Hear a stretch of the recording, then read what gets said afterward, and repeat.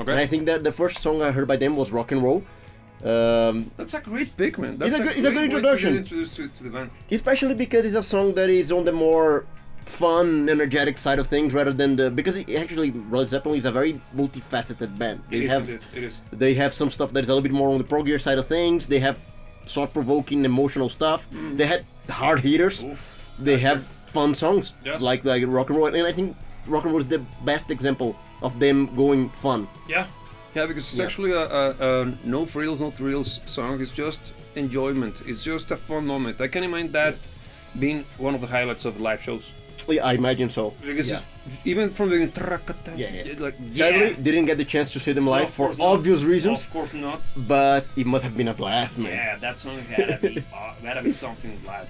Yeah. Especially because of how dynamic and energetic the band goes. Because even in the recording, you feel it, right? They are like truly enjoying the moment. They just everything. The recording itself, again. Even the recording aspect of Led Zeppelin is amazing because Lynn Jones, fantastic. All of the things he did to get the sounds out of the drums, it's incredible. We love the sound of those drums for a reason. They work. And even if there is an arrangement of microphone going a little bit nerdy on you, that is after his techniques. It's the Lynn Jones arrangement, and it gets you that similar sound. Of course, you need to be Bonzo, right? Yeah. But also, you gotta be as loud as him, and also using those gigantic. Because drums. What was the size? I think the kick 24, was right? 24, 26. 26. I think it was 26. It's something absurd. It's ridiculous. It's ridiculous. Ballistic. For those of you who are not familiar with with that terminology, the more common and the size of the kick drum, the one that I like, especially for recording purposes, is 22. Yeah, but I think the most common in the industry is actually 20. Yeah. 22 is more rock and roll oriented, but if going more generic, 20 I think is the most common. And we're talking about the radius of the kick drum, okay? Yeah.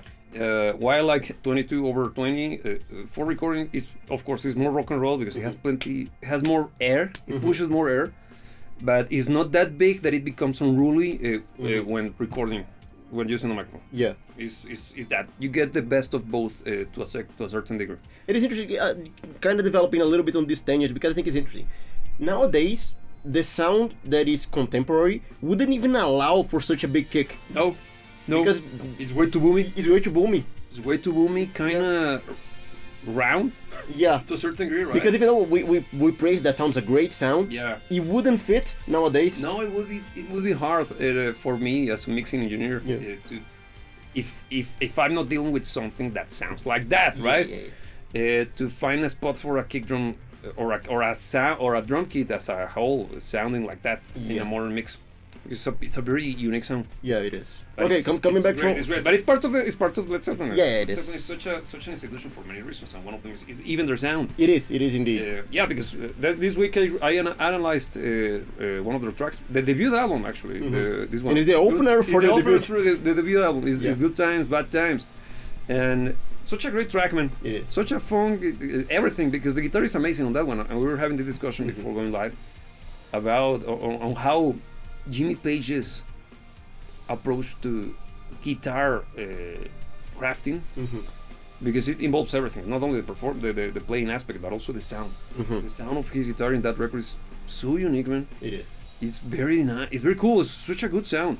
And the thing is that I can imagine being a kid, because the album got released in '69.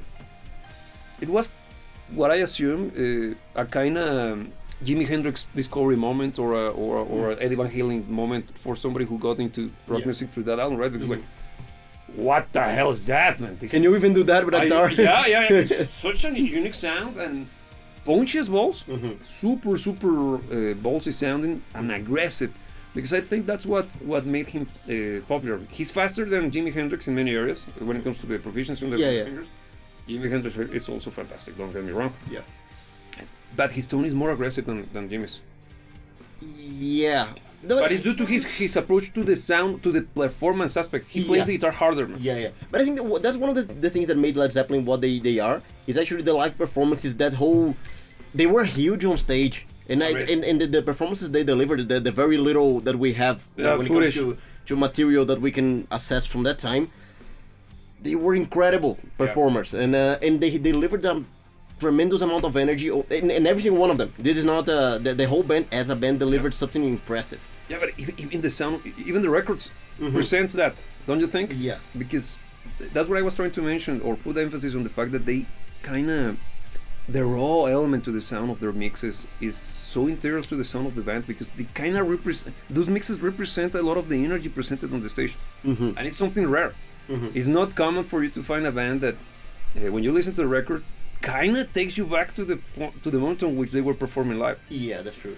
Because it's difficult. Yeah. And actually, the whole point of mixing music is to kind of Capture that essence, yeah, which is the genius of word that I always refer to. Yeah. It's difficult. Even describing it is difficult, right? It is indeed. And Led Zeppelin has that particularity, especially that very first album.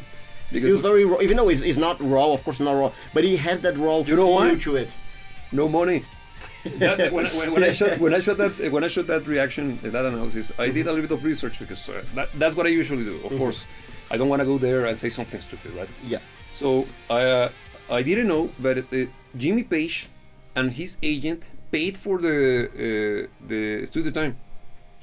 Okay. Because they didn't have a label, nothing. It was out of their own pockets. Yeah, exactly. Okay. So it was. They had like 30-something hours booked. So do whatever you can. Damn. And in mind, man, you know how it is. Yeah. And this is in today's world, where we have unlimited takes and digital technology to allow us to actually spend as much time as we want recording stuff. Back then it was to tape. Yeah. And when I was doing the research, I realized I saw that Jimmy Page later mentioned in an interview that they picked those tracks because they were extremely well rehearsed. Okay. Because the band that became Led Zeppelin was first assembled by Jimmy Page as a way to keep going with the Yardbirds. And even they toured Norway or one of those Scandinavian countries before they hit the studio to develop Led Zeppelin. But it was already the Led Zeppelin ensemble. It was the guy. Okay. Yeah, it was already John Paul Jones and John Bonham and Robert Plant. And if I recall correctly, somebody, and for those of you watching, tell me who was the one that told them that they will succeed, they would fly as high as a Led Zeppelin. That's why they picked the name. Somebody told them that, nah, man, you have no future in this, man. You're so bad that you're gonna fly as high as Led Zeppelin. And the name is stuck. Look at that. Yeah, that's actually an interesting piece of trivia. It's I would like to know who. Somebody did it. I don't remember, because I know for a fact that happened. But I might be just being flabbergasted by rock and roll emotions, right? Well, look, then coming back to my own story, because I'm gonna make this about me. Of course, how millennial of you. No, but look, first song that I heard was rock and roll. But later on, the song that actually made an impression on me, I don't know if it was like 2 or 3 years later, and the one that actually got me into Led Zeppelin was Kashmir. Oh. Yeah. I assume Yeah, because that energy, it was something that hit me hard. That and the sound, that song sounds excellent. Yeah. Is it from House of the Holy? From which album is that one? No, I think it's the 2, isn't it? Is it? Yeah, please correct me, because even though I'm a big fan, I am very bad with the the order of the songs and where they came from. But I think if I'm not mistaken, it's true. You can correct me if I'm wrong. But it is not their best song. It's a great song, but it's not their best. I agree with you. But I don't know why. I think it was less about them and more about me being ready to appreciate more of their stuff. Okay, because again, I actually think I got introduced to a better song than that. I actually think Rock and Roll is a better song than Kashmir. It is. But the one that actually left the mark was Kashmir, probably because of me being in a better position to explore their music in depth at that point in time. Yeah, but also Kashmir has that proto-metal thing going that makes it so unique, and also the musical phrases and the composition itself is wild. Yeah. It's very out there. It's not common, but it's still retaining the badass rock and roll spirit, for lack of a term. That it's very Led Zepp. And also the sound of the mix is fantastic. That record sounds great. I don't remember exactly which one it is. Please remind me, because it's actually, in my opinion, their best sounding record. Oh, and also the House of the Holy. That one, I think, is the one that I know because it has, if I recall correctly, the Rain song comes from House of the Holy, which is my favorite Led Zeppelin track, and also No Quarter. Yeah. Both badass. yes. And why? Because they are progress balls. Yeah.